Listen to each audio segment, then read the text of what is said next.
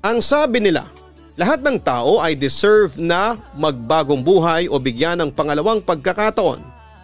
Lahat daw ay marunong magbago at magsisi sa kanilang nagawang pagkakamali. Pero hindi lahat ay kayang kalimutan ang kasalanan na minsan nilang nagawa. Dear Papa Dudut, ang tiwala raw ay hindi dapat basta dapat ibinibigay sa isang tao lalo na kung hindi mo naman siya lubusang kilala. Dahil pwede mo itong ikapahamak o ng buhay ng taong mahal mo. Papa Dudut, isang pinagpalang gabi sa inyo at sa lahat ng iyong mga tagapakinig. Naway nasa mabuti kayong lagay at kalusugan sa oras na natanggap mo ang aking sulat. Matagal na akong masugid na tagapakinig ng iyong programa na na-discover ko dahil sa aking asawa. Itago niyo na lamang ako sa pangalang Rene. 54 years old, taga Negros Occidental. At may-ari ng isang talyer dito sa aming lugar.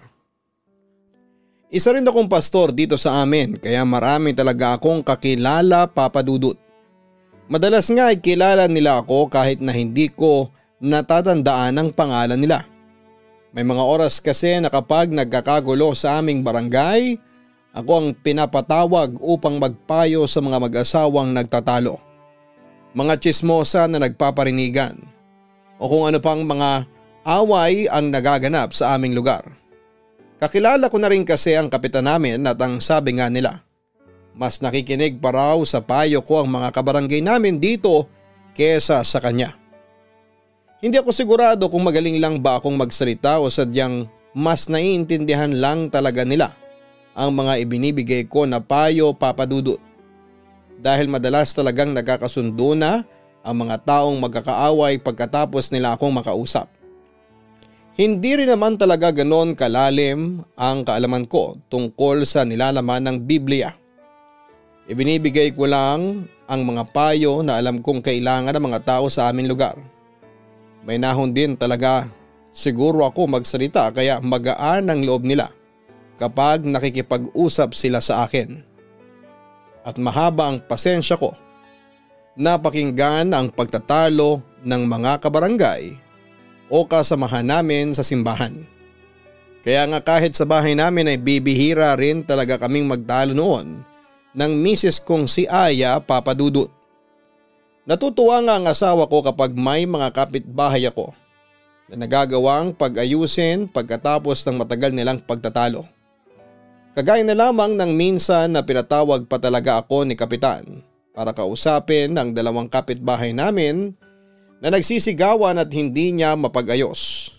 Kagaya ng dati ay hindi natapos ang araw na yon nang hindi sila nagkakaayos.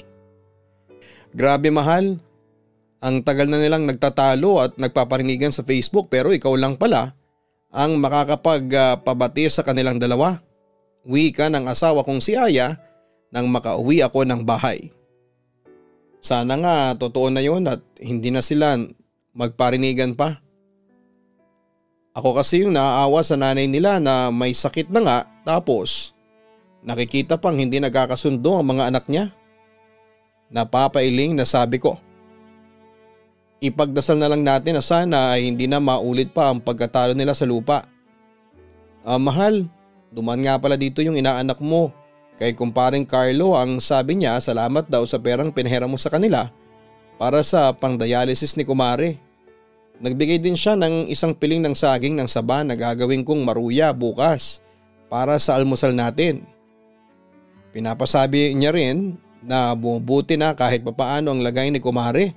Ang kwento pa ni Aya. Salamat sa Diyos at kahit papaano ay nababawasan na ang pagsubok na dumarating sa pamilya ni na kumparing Carlo. Dinaanan ko na nga rin kanina ang kakilala ko sa isang malaking tindahan ng soft drinks. Nakiusap ako na baka pwedeng ipasok ng trabaho doon si kumpare. Saktong araw kasi kailangan din nila ng mga tao. Kaya tatawagan na lang daw nila ang cellphone number ni kumpare na iniwan ko sa kanila. Kwento ko rin sa kanya. Naku, sigurado ko na matutuwa sila dahil sa ginawa mo. Grabe mahal. Ang laki talaga ng naitutulong mo sa mga taong nakapaligid sa atin. Natutuwang sabi ng asawa ko. Parang ko na rin yon ng pasasalamat sa Diyos kasi kahit papaano ay hindi tayo dumadaan sa mga ganong kabibigat na mga pagsubok. Iniisip ko palagi na kaya hindi tayo masyadong naghihirap para na rin siguro makatulong tayo sa ibang tao na mas nangangailangan, tugon ko. Papadudot, minsan talaga ay masyado na akong nagiging mabait sa mga taong nakapaligid sa amin ang pamilya ko.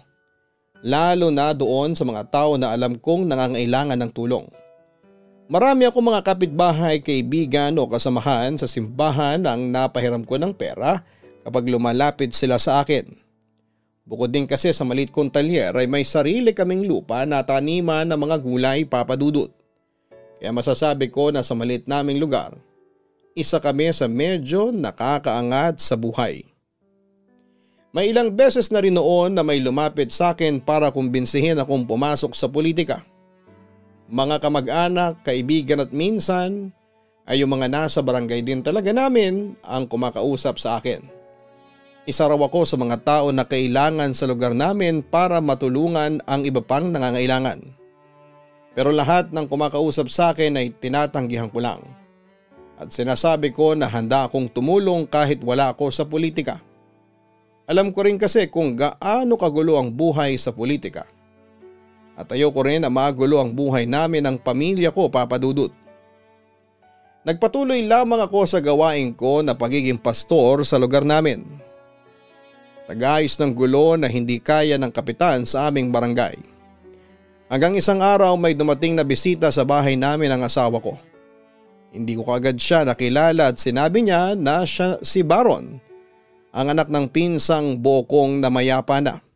Doon ko lang siya naalala dahil hinanap ko siya noon sa burol ng namatay kong pinsan. Pero ang alam ko ay nakakulong siya ng panahon na yon. At kwento ni Baron ay kalalaya niya lang daw pagkatapos niyang makulong ng halos 10 taon. Wala siyang ibang mapuntahan dahil wala na ang mga kapatid niya sa dati nilang bahay. Kaagad naman akong nakaramdam ng awa sa kanya. Wala ka kamong matutuluyan, hindi ba? Gusto mo ba na dumito ka muna sa amin? Aloko sa kanya. Talaga po, tito? Pwede pong dito muna ako tumira sa inyo? Hindi makapaniwalang tanong niya. Ayos lang naman sa akin, kaya lang wala na kaming bakanting kwarto. Bali dito ka na lang sa sala namin matutulog. Pero may banig naman kami dyan. Mga unan at kumot na pwede mong magamit. Wika ko.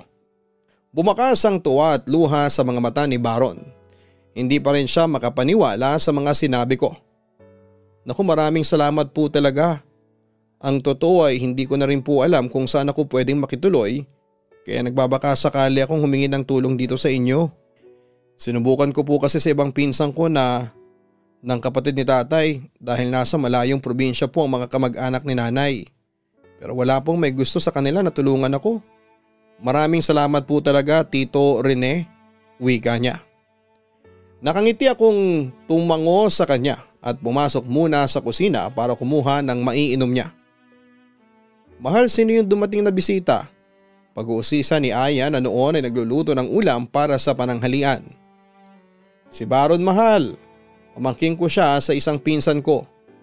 Nakwento ko na siya dati sa iyo. Yung pamangkin kong nakulong noong 19 years old pa lamang siya. Kakalaya lang niya at wala siyang ibang matutuluyan ngayon. Mahal, ayos lang ba kung dumito muna siya sa atin? Mukha kasing wala rin talaga siyang ibang matutuluyan sa ngayon eh. Nakakaawang bata kasi. Walang may gustong tumulong sa kanya, tugon ko. Oo naman, mahal. Ayos lang sa akin kasi pamangkin mo naman siya. Kaagad namang wika ng asawa ko na labis kong kinatuwa. Ang akala ko kasi ay tututulan niya ang pagtira ng pamangkin ko sa bahay namin.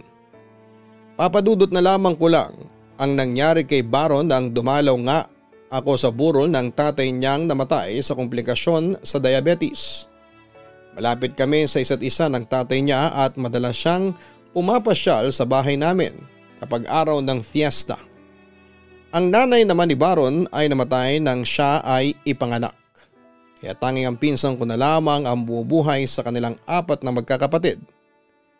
Kaya lang nasa college na si Baron nang magsimula siyang mapasama sa masasamang barkada. Nalulong siya sa masamang bisyo na nauwi sa paglalayas. Mula sa kanyang bahay hanggang sa mabalitaan na lang daw ng mga kamag-anak ni Baron na nakakulong siya dahil sa kasong pagpatay. May babae raw silang hinold up ng kaibigan niya at napatay nila ito nang makipag-agawan ng bag sa kanila. Kagad siyang nahuli pero ang kaibigan niya ay nabalitaan niya raw na pinatay ng isang riding in tandem bago pa man ito mahuli ng mga pulis. Nang makausap ko nga si Baron ay kinuwento niya sa akin ang buong pangyayari sa buhay niya noon. Hindi na raw umaten sa gitna ng hearing ang mga kamag-anak ng biktimang nagsampa ng kaso sa kanya. Kaya naman nakalaya na rin siya pagkatapos ng halos 8 taon ng pagkakabilanggo. Halos naiyak na rin siya habang sinasabi niya sa akin ang mga nangyari na pinagsisisihan niya. Ang mga nagawa niya noong kasalanan at gusto na niya talagang magbagong buhay. Sinabi ko naman sa kanya na tutulungan ko siyang magbago, Papa Dudut.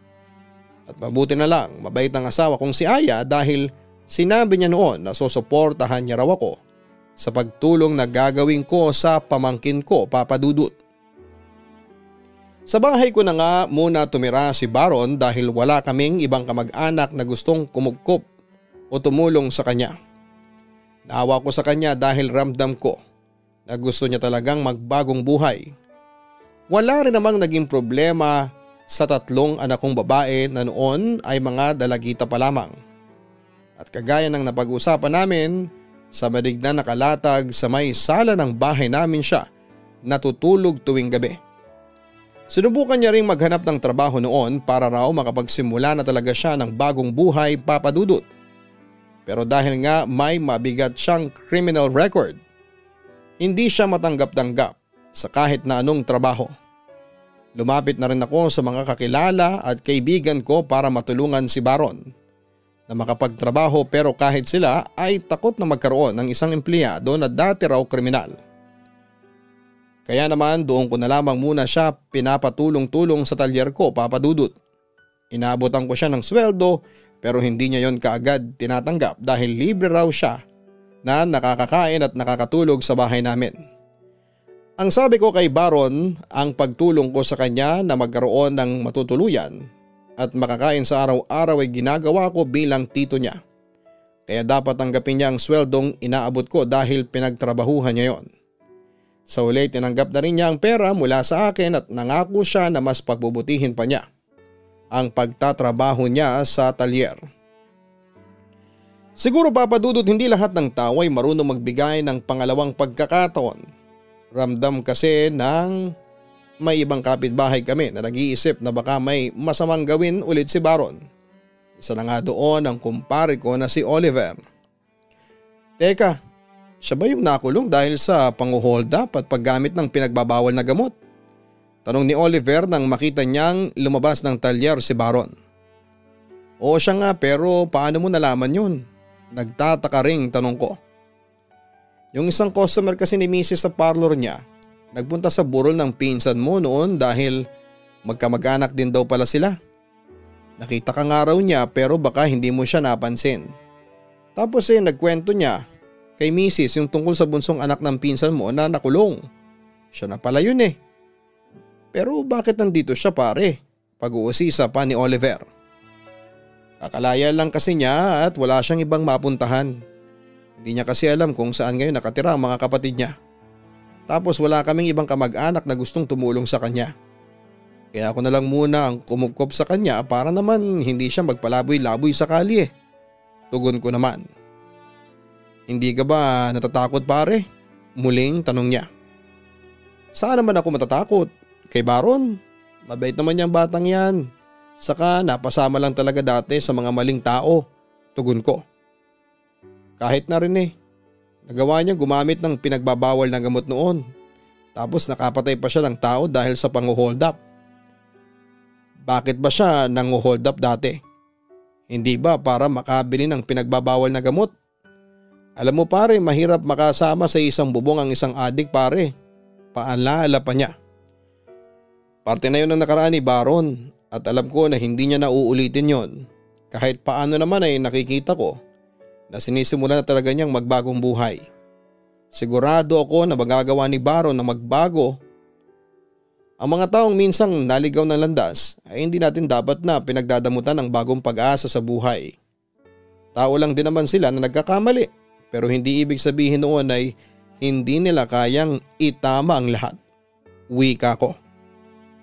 Kahit na hindi naman sa'yo lumaki ang batang yan, kaya hindi mo pa rin siya gaanong kakilala. Isa pa puro babae pa naman ang anak mo. Kaya kung ako sa'yo, hindi ko na patatagalin pa ang pagtira ng dating drug addict at mamamatay tao na yan sa bahay ninyo. Seryosong sabi pa ng kumpare ko. Papadudot, alam kong hindi kumbinsido ang malapit kong kaibigan na si Oliver sa paliwanag ko kung bakit ko kinukupkup si Baron. Hindi naman ako naiinis sa kanya dahil matagal na kaming magkaibigan at alam ko na nag-worry lamang siya sa akin at sa pamilya ko. Puro babae kasi ang mga anak ko, Papadudot, at doon lang din kami nagpatuloy ng ibang tao sa bahay namin. Pero ang sabi ko na lamang kay Oliver ay mag-iingat na lamang kami sa bahay ng pamilya ko habang kasama si Baron. Minsan ako na yung sumasama ang loob kapag nararamdaman ko na ayaw bigyan ng ibang tao na makapagbagong buhay ang pamangking kong si Baron. Alam ko mabigat ang kasalanang nagawa niya noon, pero ang sa akin lamang ay hindi naman tayo ang Diyos para husgahan ang paulit-ulit ang mga taong minsang nagkasala sa buhay nila. Lahat tayong mga tao ay nabubuhay dito sa lupa ay may karapatan na mabigyan ng pagkakataon na magbagong buhay.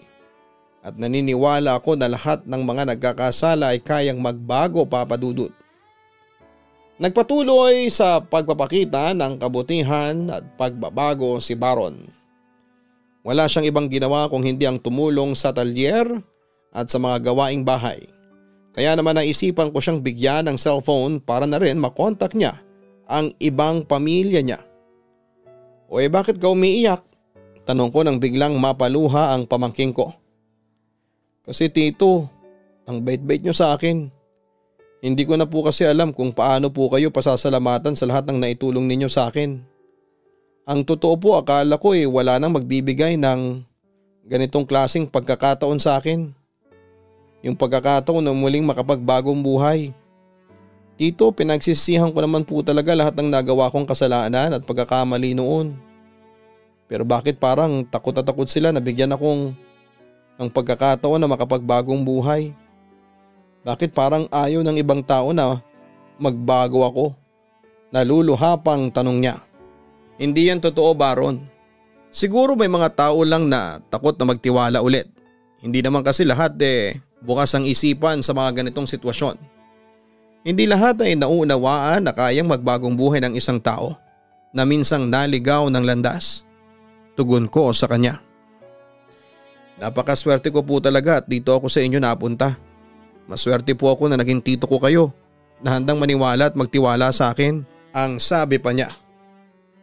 Marami naman kami naniniwala na kayang magbago ka. Kami ng asawa ko at mga anak ko. Alam namin na hindi ka nababalik sa dati mong masamang gawain.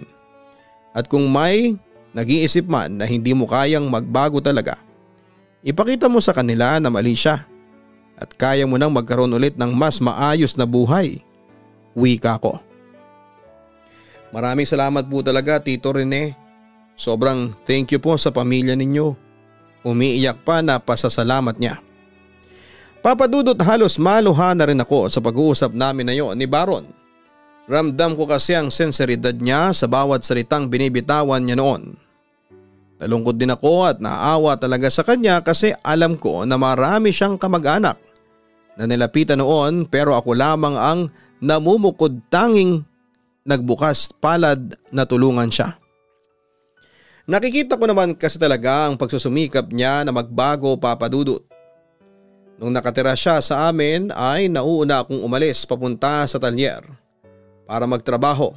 Si Baron kasi ay tumutulong pa sa asawa ko sa mga gawaing bahay bago pumunta sa talyer, at kapag gabi naman ay sumasideline pa siya ng pagtitinda ng balot sa lugar namin. Dahil hindi namin tinatanggap ng asawa ko ang perang inaabot niya para sa pagtira niya sa bahay namin, madalas ay nag-grocery na lamang siya ng mga pagkain na para sa aming lahat. Natutuwa talaga ako noon sa nakikita kong pagsusumikap niya na magbagong buhay na. At least kahit papaano makikita ng ibang tao na hindi ako nagkamali sa pagtulong ko kay Baron at pagbibigay ng isa pang pagkakataon sa kanya na muling maayos ang kanyang buhay, Papa Dudut. Papa Dudut, mahigit kalahating taon nang nakatira sa amin noon si Baron nang sabihin niya na sa wakas ay nakontak na niya ang isang kapatid niya. Nahanap niya raw ang Facebook account nito at doon sila nagkausap. Masaya ako para kay Baron dahil alam ko na gusto niya na ring makita ang mga kapatid niya. Kaya nang minsang nagpaalam siya sa akin na pupuntahan niya ang isang kapatid niya na nasa probinsya ay pinayagan ko kaagad siya. Binigyan ko rin siya ng ekstrang pera na magagamit niya. Isang linggo rin siyang nawala sa bahay pero palagi naman siya na nagte-text sa akin. Nang makabalik nga siya sa bahay ay nagkwento siya ng tungkol sa 3 nakakatanda niyang kapatid na may asawa at mga anak na raw. Natuwa kami ng asawa ko kasi alam namin na lalo siyang magpupursige na magbagong buhay pagkatapos niyang makausap ang mga kapatid niya. Sinabi pa ng misis ko na sa susunod na pumunta ulit si Baron sa mga kapatid nito ay magpapadala daw ng mga damit na hindi na nagagamit si Aya para sa mga pamangkin ni Baron. Sa aming mag-asawa ay parang mas natutuwa pa sa akin si Aya sa nakikita niyang pagbabago ni Baron. Ang sabi nga niya mabuti na lang daw at hindi namin sinukuan na mag-asawa ang pagtulong kay Baron na makapagbagong buhay. Isang buwan pa ang lumipas noon nang mapansin kong may kakaiba sa mga kilos ni Baron, Papa Dudut. Madalas siya na nakatulala o kaya ay hindi mapakali sa kanyang mga kilos. May ilang beses din siyang nanghiram sa akin ng pera dahil lang sabi niya ay kailangan niyang magpadala ng pera sa kapatid niyang may sakit, ang isang anak. Pinahiram ko naman siya, Papa Dudut, dahil naniniwala ako sa sinasabi niya. At ang hindi ko alam, iba na pala ang pinagkakagasusan niya noon. Hanggang sa dumating ang oras noon na malalim na ang gabi. Pero wala pa sa bahay ang asawa kong si Aya. Nagwo-worry na ako dahil wala rin siyang text kung nasaan ba siya. Hindi ko na rin makontak ang cellphone niya at wala naman siyang binilinan sa mga anak namin na gagabihin siya ng uwi. Ang paalam niya lang sa akin ng umagang bago siya pumunta ng talyer ay mamimili siya ng isda para sa hapunan. Kaya naman nang dumating si Oliver at ang misis niya sa bahay namin ay nagpatulong na akong hanapin si Aya. Habang naiwan naman sa bahay para magbantay ng mga anak ko ang asawa ni Oliver, Papa Dudut. Mahigit 1 oras na kami naghahanap pero hindi pa rin namin makita si Aya. Hindi ko rin makontak ang cellphone number niya at gusto kong isipin na baka may pinuntahan lamang siyang importante at hindi niya nagawang magpaalam. Pero nakakaramdam na ako ng kakaibang kaba noon hanggang sa makakita kami ng nagkukumpulan na mga tao. Nanginginig ang mga binti ko, nagsimulang maglakad patungo sa kanto na yon. Isang saksak daw ang ginawa? Narinig kong tanong ng isang nakikiosyoso doon. Grabe, nilaslas daw pati na ang leeg. Wika ng isa pa. Pinagnakawan na nga, pinatay pa. Demonyo may gawa niyan, sabi pa ng isa. Sinubukan akong pigilan ni Oliver pero nagpatuloy pa ako sa paglalakad. Ayoko maging tamang hinala ko, hindi po pwede. Hindi ko kaya. Hinawi ko na mga tao para makalapit ako sa kung sino man ang pinagkakaguluhan at doon na tila biglang nagunaw ang mundo ko. Nang makita ko si Aya na duguan at halatang wala ng buhay sa damuhan. Mahal, anong nangyari sa'yo? Sinong gumawa nito sa'yo, mahal? Gumising ka, mahal. Parang awa mo na, gumising ka na dyan, please. Alam kong buhay ka pa, kailangan kita at ng mga bata. Please, gumising ka na, mahal, parang awa mo na. Sino ang may gawa nito sa asawa ko? Sinong pumatay sa asawa ko? Sino? Mga hayop kayo. Wala kaming kasalanan sa inyo ng asawa ko. Walang kahit na anong masamang ginawa sa inyo ang asawa ko. Bakit? Bakit nyo siya pinatay? Mga hayop kayo, mga hayop. Pagpalahaw ko ng iyak. Papa Dudut, ilang beses ko pang niyugyog ang dugo ang katawan ng asawa ko sa pagbabaka sakaling magising pa siya. Pero bigo ako dahil hindi na talaga siya humihinga at hindi na rin dumilad pa ang kanyang mga mata. Sinubukan ko pang punasan ang duguan niyang mukha pero wala pa ring tigil ang pag-agos ng dugo mula sa malaking sugat niya sa ulo. Hanggang sa dumating na nga ang ambulansya at kinailangan ng kunin ang katawan ng asawa ko. Gusto ko pa sanang sumama sa kung saan man siya dadalhin ang asawa ko na mga oras na yon, Papa Dudut, pero nang dumating ang mga pulis at inimbitahan na ako sa presinto para makausap ay kaagad na akong sumama sa kanila. Gusto ko na rin kasing malaman kung sino ang tao na nag-asal hayop na gumawa ng ganong kasamaan sa asawa ko. Wala naman kasi kaming kaaway o kasamaan ng loob, mas lalo na si Aya. Hindi hamak naman kasi na mas mabait siya sa akin kaya alam ko na walang sino man ang may galit o sama ng loob sa kanya. Pero sa laki ng sugat sa ulo niya na parang pinukpok ng kung anumang matigas na bagay ay parang hindi talaga siya bubuhayin na kung sino man ang pumatay sa kanya. Nang gabi ring yon ay nalaman namin na pinagnakawan pala ang asawa ko, Papa Dudut. Wala na sa kanyang dala niyang wallet at cellphone at hindi ako makapaniwala nang malaman ko kung sino ang huling tao na nakitang kasama niya bago siya natagpuang patay. Walang iba kung hindi ang pamangking ko na tinulungan at binihisan ko, si Baron, Papa Dudut. Hayop kang lalaki ka, mamamatay tao ka. Kaagad na pagsugod ko kay Baron nang magkaharap kami sa barangay. Tito, sorry po. Naiiyak na wika pa ni Baron. Namumula pa ang kanyang mga mata, nangangatal ang mga labi niya na tila ba bagong gamit lang siya ng pinagbabawal na gamot. Sorry? Anong magagawa ng sorry mong tarantado ka? Pinatay mo ang asawa ko. Naiintindihan mo ba yon? Pinatay mong adik ka ang asawa ko. Binihisan kita, Baron. Pinakain kita sa bahay namin. Tinulungan ka namin ang asawa ko na makapagbagong buhay. Tinuring ka na namin na parang anak namin. Bakit kailangan mong gawin sa amin to? Bakit kailangan mong gawa ng masama ang asawa ko?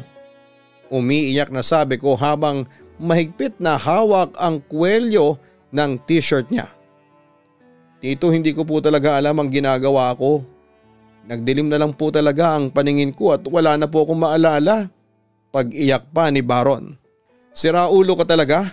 Akala ko ba magbabago ka na? Kami lang ng asawa ko ang tumulong at nagtiwala sa iyo, Baron, pero bakit ganito? Bakit kailangan na asawa ko pa? Naging napakabuti namin sa iyo. Kami lang ang tumulong sa iyo at wala nang iba pa. Pinagkatiwalaan kita. Pinagkatiwalaan ka namin ng asawa ko. Bakit, Baron? Bakit hindi na lamang ako? Bakit kailangan na ang asawa ko pa? Bakit siya pa? Napakabuti niyang tao. Naging napakabuti niyang tao sa iyo at halos ituring ka na niyang parang tunay na anak niya. Panunumbat ko sa kanya. Hindi ko po alam kung bakit at paano ko yun nagawa. Patawarin niyo po ako ni Tita Aya. Sorry po talaga, Tito. Pag-iyak pa niya. Sinungaling kang adik ka. Papatayin kita. Sigaw ko kasunod ang malakas na pagsuntok sa kanya. Doon na ako hinilan ni na Oliver at Kapitan palayo kay Baron. Tarantado ka talaga, Baron. Mamamatay tao kang adik ka. Dapat talaga hindi na lang kita tinulungan at pinatuloy sa bahay ko. Dapat nakinig na lamang ako sa kanila. Nagsisisi ako na naging kamag-anak pa kita. Nagsisisi ako na tinulungan ka namin ng asawa ko. Mamamatay tao kang drug addict ka. Mabubulo ka sa bilangguan, tandaan mo yan. Pagbabanta ko sa kanya. Papadudot labis ang pagsisisi ko dahil sa ginawa naming pagtulong kay Baron. Wala kaming ibang hinangad ng asawa ko para sa kanya kung hindi ang tulungan siya na makapagbagong buhay. Puro kabutihan lang ang ginawa at pinakita namin sa kanya. Kahit halos lahat ng tao sa paligid namin ay pinipigilan kaming tulungan siya. Pero yun pala ang igaganti niya sa aming mag-asawa.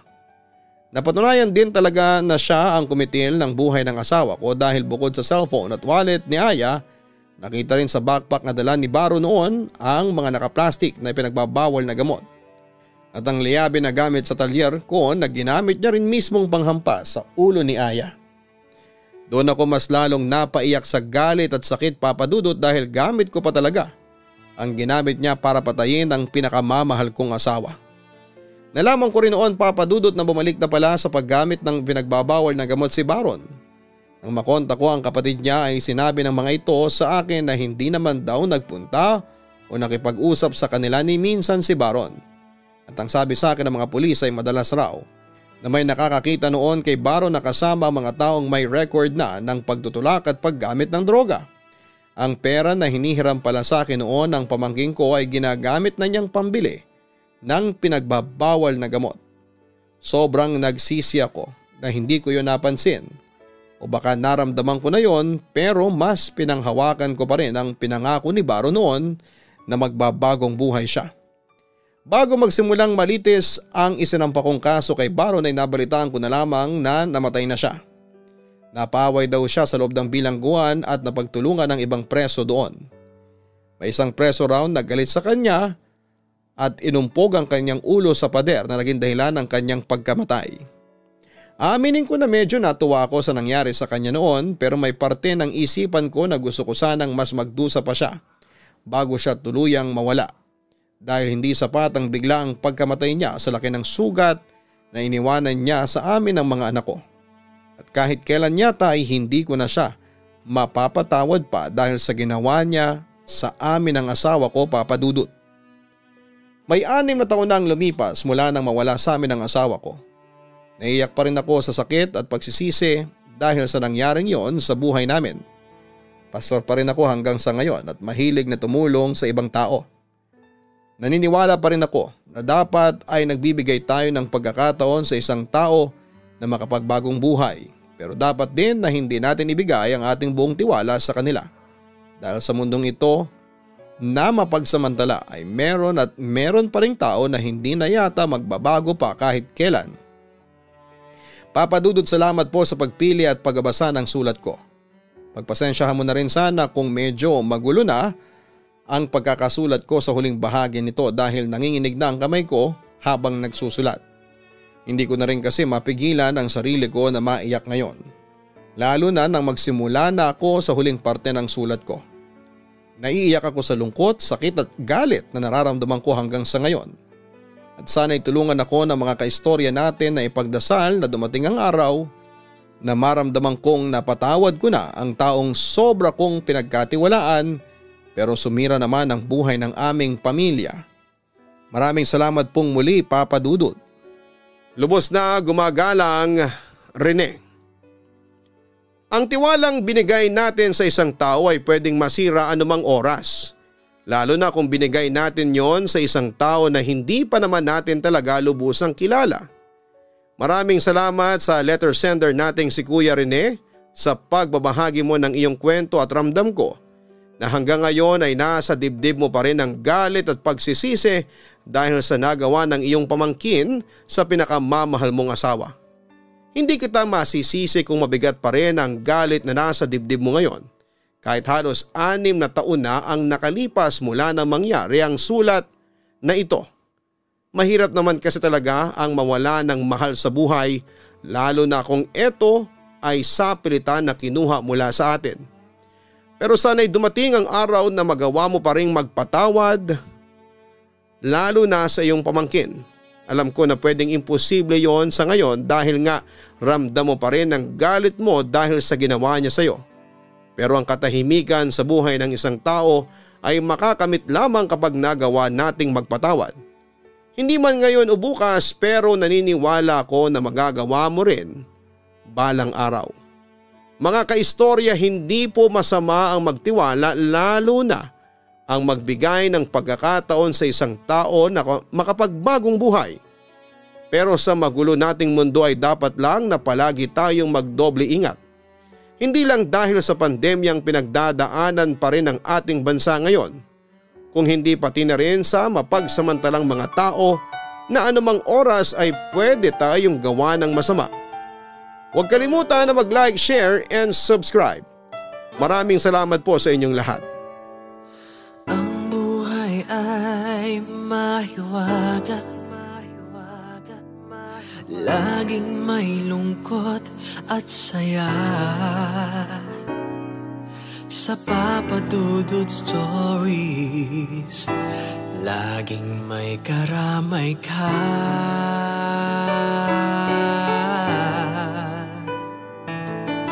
Mga problemang kay bigat,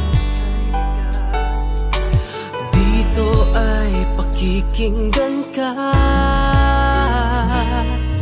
Sa Papa Dudut Stories, kami ay iyong kasama. Dito sa Papa Dudut Stories, ikaw ay hindi nag-iisa.